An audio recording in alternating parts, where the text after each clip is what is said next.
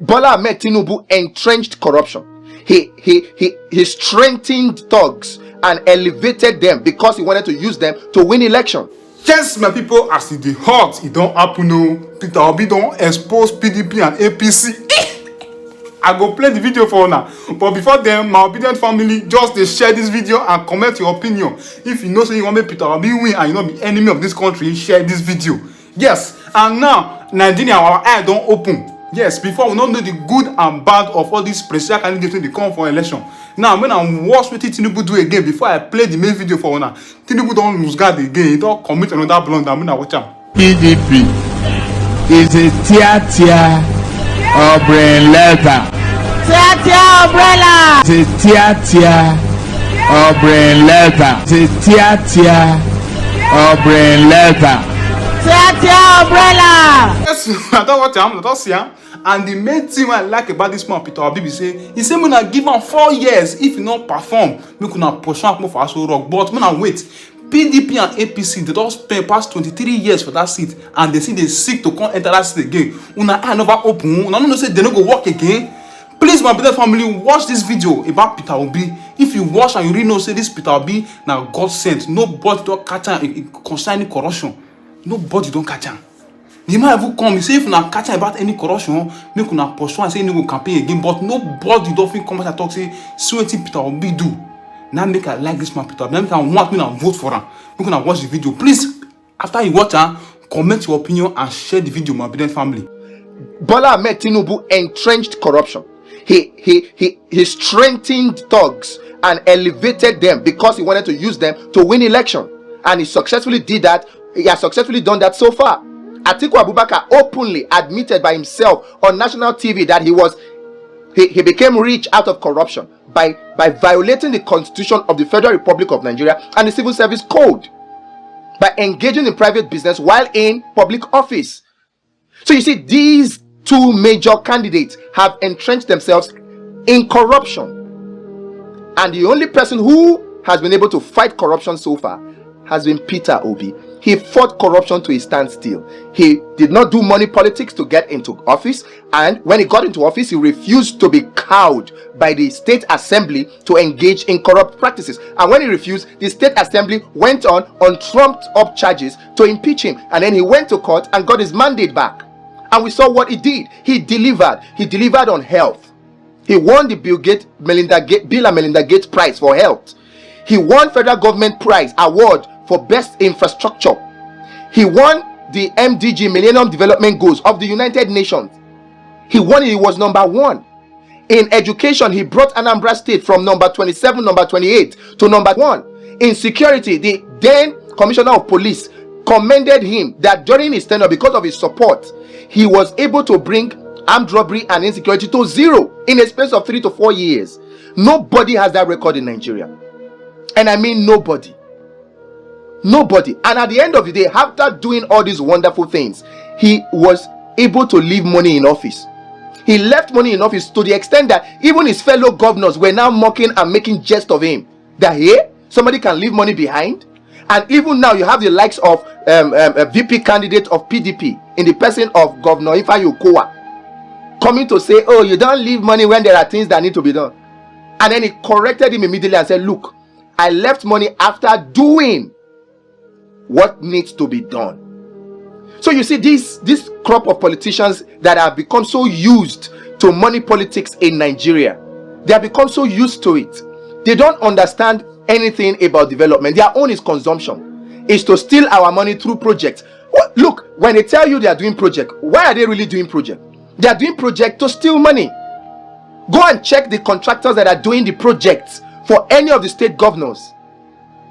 Go and check it. If you will not find their friends in there that will give them kickbacks, and if you will not find that the projects are hyper inflated,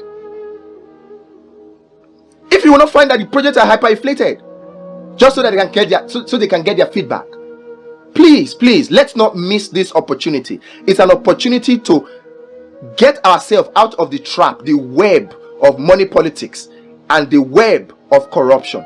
That's the opportunity that supporting Peter Obi provides for us today. If you keep going on this road of, oh, he's from my tribe, oh, he's from my religion, we will continue to be in this trap that we are in, and things will continue to get worse and worse and worse. Right now, I told you, politics is not for everybody right now. If you are sincere, they say, oh, when I was small I had no shoes. If you have no shoe right now, don't think that you have any opportunity to get into politics to make Nigeria better if you're not going to be involved in corruption. And many times when people talk about, oh, he does not have experience, oh, he does not have experience, they are actually just talking about, has he been in office to steal enough money to run? We need to get out of this. We need to get out of this. We need to get out of this. Religious sentiments in politics will not help anybody. From the testimony of the Imam who spoke in Hausa, I believe it's from Kano or so. From that testimony, you will see that despite the fact that you have a Buhari who is supposed to be a very strong Muslim, despite the fact that you have him as president, people are being killed. Muslims are being killed in Kano. Muslims are being killed in Kaduna. Muslims have to also suffer unemployment. Out of the 10 poorest states in Nigeria, 8 of them are from the north. So you see, religious sentiments will not help you.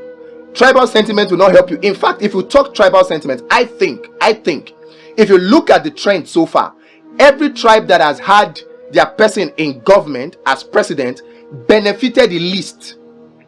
When Obasanjo was president in 1999, the Yorubas benefited the least. When Yaradua became president in 2007, the North benefited the least. When Goodluck Jonathan became president in 2010, the South benefited the least. Now that President Muhammadu Buhari is in office, the North is benefiting the least. So playing tribal politics is not helping anybody. Playing religious politics is not helping anybody. And the only way for us to get out of this is to get out of money politics. That's the only thing that can open up the political space and bring sincere and genuine people in. And the only way to stop money politics is to support Peter Obi. That's the only way to support, to kick out money politics. That's the only way. That's the only way. Any other way, you're still entrenching and reinforcing and buttressing the existing system. Peter Obi has shown that he can fight corruption. Peter Obi has shown that he can manage wealth. Peter Obi has shown that he can create wealth. The other two candidates, the Bola Ahmed Tinubu, the Atiku Abubakar, what they have shown to us is that they know how to take money forcefully from the poor people and give it to their very, very, very few rich friends.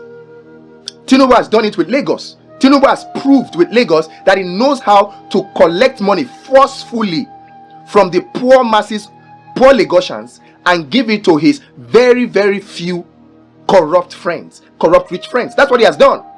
That's what he has done with the BRT, the transport company. That's what he has done.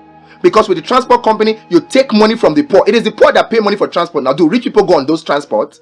They don't. It's the poor. So you forcefully take money from them because the alternatives have been forcefully kicked out. The damnfuls have been kicked out and all that. So you forcefully take money from the poor people and you give them to who? To your few rich friends. He has done it with the Alpha Beta company, who forcefully takes taxes from people in the name of IGR. This so-called IGR thing, it's forcefully collecting money from the poor people. Just something is IGR, that it is money you collect from market women, it's money you collect from bus drivers, money you collect from taxi drivers, money you collect from Lagosians, without necessarily creating extra wealth for them. That's the IGR. That's money that's forcefully collected from the poor and then given to who? The rich. Look at the Lekki concession company, the toll gate. Who are those that apply the toll gate? The poor people. He collects the money from them and gives them to his very few rich friends. And from what we have heard, from what Bode George listed out, and from the documentaries that we have seen flying around, you can see that even the resources, the infrastructure, the buildings, the houses, the lands, he has allocated them to himself and his very few rich friends. So what these people, Atiku Abubakar and Bola Ahmed Tinubu, have done successfully is prove to Nigerians that they know how to take resources from the poor Nigerians to give to their very few rich friends without necessarily creating wealth. They are not creating wealth, they are rent seekers. What wealth have they created? None. Oh, you come and say an Atiku Abubakar built a university. How many Nigerians can afford the university of Atiku Abubakar? That's it. You collect money from the extreme poor to give to the rich. His Intel's company. The way that company was even formed is through corruption. From the reports that are out there, the story simply means that, oh, he approved it and then resigned, and then so that Intel cannot be in charge of collecting monies for imports and blah blah blah. Now, what does that tell you? Who are those that are paying for import charges, import duties, the work that goes on in the wharf? Who pays for it? It's you and I. If somebody is importing a car and the person is made to pay 1.5 million to clear the car, who pays it? It's the poor people. The person will simply just add that cost on that car to sell it to the poor person who needs it for taxi. So whether it is Atiku Abubakar or whether it is Bola Ahmed Tinubu, what they have proven is that they know how to forcefully collect money from the poor people of Nigeria to give them to their very, very few rich friends. And while they are doing that, they are not creating wealth.